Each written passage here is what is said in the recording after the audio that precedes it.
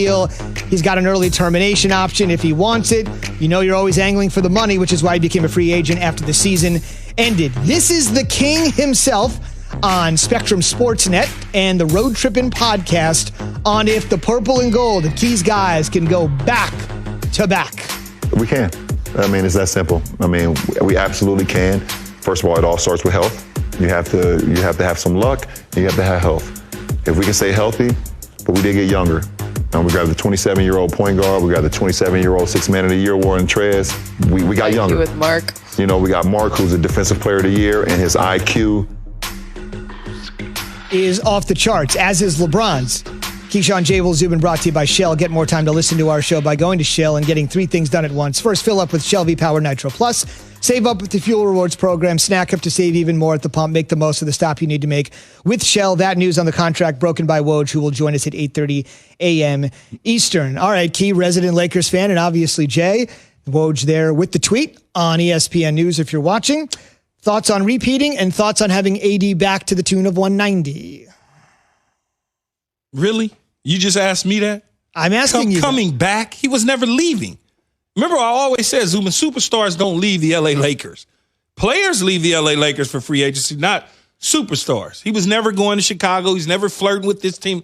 No. I mean, it was going to happen. It just was, I'm going to chill and I'll let it happen because it's going to happen. There's no rush to doing it. In terms of repeating, of course they have an opportunity, much like LeBron said. It's about health. They got younger, and they're in the driver's seat to repeat. I mean, they're the one team, I think, out of the West that really doesn't have any major hiccups along the way. The Clippers got a new head coach. There's some turmoil. Clippers didn't make any moves in free agency. No moves in free agency. And when you look at it, there was some turmoil inside the organization with the coach and the players. And so the Lakers are just smooth selling. That's all. Shh. They have gotten exponentially better. Exponentially better. Shout out to Rich Paul, probably the most powerful agent in the game. You knew AD was going to get the money. You know, I disagree with LeBron James calling Dennis Schroeder a PG. LeBron James will be the point guard for this team. He led the league in assists, averaging 10 assists per game. He's the de facto point guard all the time. You want the ball in his hands. But Dennis Schroeder now is a guy who's Six-Man of the Year. He can score off the bench. He can score anywhere on the floor. You bring in another guy in Montrezl Harrell that gives you the same energy. They essentially stole him out of the same building that the Clippers live in. Mm-hmm. They stole him from the same building. And you surround him with shooters. I mean, well, they're renting our building, by the way. Until they your building. Yes, until they go to their new facility, which they're going to build out soon. We're landlords, right? But Lakers old place. They gotten younger, they gotten faster, and they're LeBron says health. I agree with him on health. They are light years ahead of every other team right now in the Western Conference. By the way, the Clippers going to the Lakers' old home of Inglewood. How about that? Well, eventually. The city. Right. Yeah, the city, they are. But it's the Lakers are the team to beat out West. And I think everybody knows that. You know, what happened to Golden State obviously is not a good thing. Some people felt like that they would maybe give the Lakers a run for their money. I never felt that way. Denver's there. We don't know what Houston's going to wind up looking like at the end. The Clippers, again, as Jay Will said, the Clippers didn't make nothing. They didn't do anything. They lost Montrezl Harrell to us. And so when you think about that, you're like, okay, where are they going to be able to compete with the Lakers at? Indeed. Portland's gotten better. Phoenix has gotten better. Dallas has gotten better. But like I said before, I don't expect James Harden to be in Houston. Before it's all said and done, I expect him to come east. You're going to start seeing guys, because of the opportunity to go either to Philly, I need to go to Brooklyn, I need to get out of here because this is not what I signed up for. And I don't know if this makes me happy to be here in Houston long term. If I wake up and I'm Bradley Beal on the East Coast in D.C., I'm saying, oh, I think we have a chance to be top 5 in the East right now. Getting Brody to come here to D.C., getting Davis Bertans to sign a 5-year, $80 million deal. This puts us almost in the upper echelon of the Eastern Conference. So, look, I now look at Houston and I say, John Wall, I hope he comes back and has an incredible year. Hasn't played since 2018, okay? He's injury prone coming off that injury. You have DeMarcus Cousins, injury prone coming off an injury. Now, that's an interesting team. If I'm Houston, if I'm Raphael Stone, the GM, how much longer can you hold on to James Harden without him publicly becoming a disgruntled employee? So if he's at a post presser every single day, when you know he's going to be asked this question over and over and over again, are you happy here? Eventually, Harden's going to tell you how he feels. Do you lose trade value the longer you hold on to him? Or now are you starting to look at the Brooklyn situation and say, hey, Karis LeVert, Spencer Dinwiddie, Jared Allen, some future first-round picks. Maybe that is enough for a guy like James Harden, because I feel like James Harden has given his heart and soul to Houston. James Harden deserves to have a shot at winning a world championship, and that will not occur in Houston. He has a better chance of doing that with Brooklyn or Philadelphia. Do the right thing for James Harden. Do the right thing for James. Do the right thing for James. I look at it and say, you know what?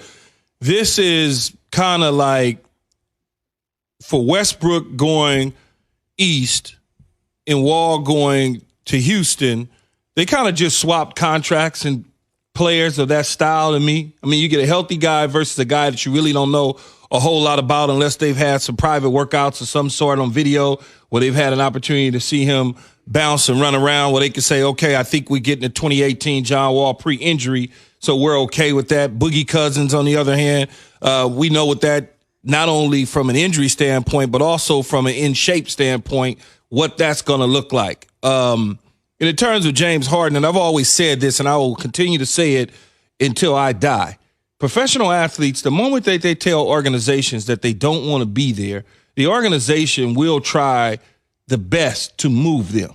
It just because you don't want to have a hostile situation inside of a locker room, especially with a young new head coach coming in to try to manage the situation. I don't care what he's done in his past previous stops with certain athletes and personalities, but to have a new head coach come in and you have a disgruntled player, I don't want to call it disgruntled, a player that's just not really feeling what's going on because he's watching potentially what the Brooklyn Nets could be doing in James Harden or potentially what Philadelphia could be doing. And he's sitting back there saying, I could be a part of that, but you're holding me hostage when I don't want to be here.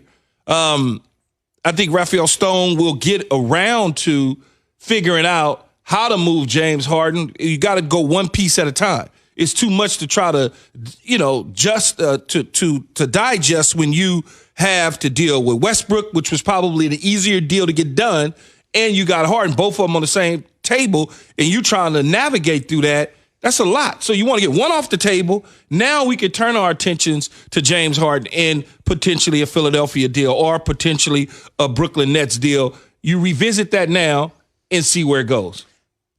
Let me tell you this. Right now with John Wall, because of the injury, he slipped and fell at his home. He had a ruptured Achilles. I thought Dustin Johnson was the only guy that could use that as an excuse if you're a golf fan out there. But 3 years, $132 million. You don't exactly know what you're getting. You know Russ obviously is a huge deal that's worth more than $130 million left on his deal as well. But we know what we've gotten from Russell Westbrook. At this point, 3 years, $132. We don't know what we're going to get from Wall. Go ahead. I was just going to say, I just know somebody else who slipped and fell and then was out of work for 2 days. You almost got cussed out. Man, what? He just, you slipped and fell at the house. You rolled your ankle. You're out for 2 days. That's all I'm saying.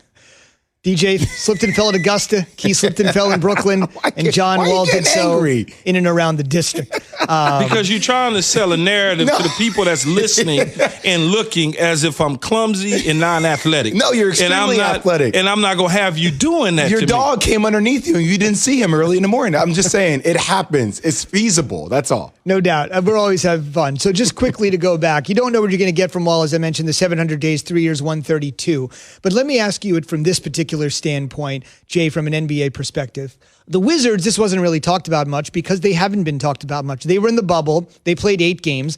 They lost 7 of the 8 games. It basically took them to their final game in the bubble till they won one. They've been off the national radar for years. The furthest they made it with Wall was the Eastern Conference semifinals. I'm not pinning that on Wall. I'm just saying that this is a team that there's a shot of adrenaline that needs to come into this team's arm. And they just got it.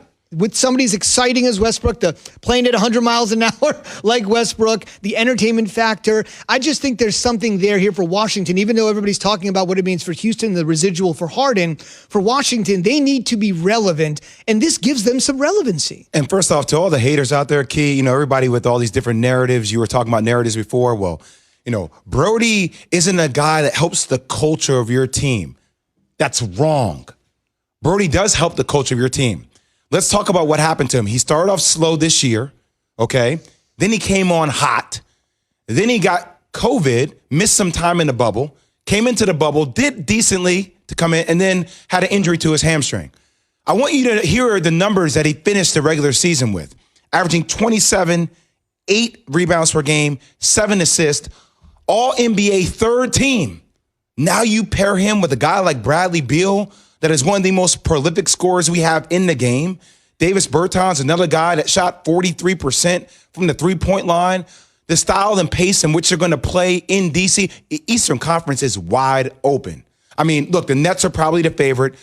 You have Milwaukee who's there. You have the Celtics who are there. You have the Miami Heat. Even though I think last year was a little bit of an anomaly, I don't think the Miami Heat go to the World Championship if it's not in the bubble. They didn't do a lot in free agency. I still like their team, but the Hawks made some moves. Big respect to Danilo Gallinari. He comes to the Hawks.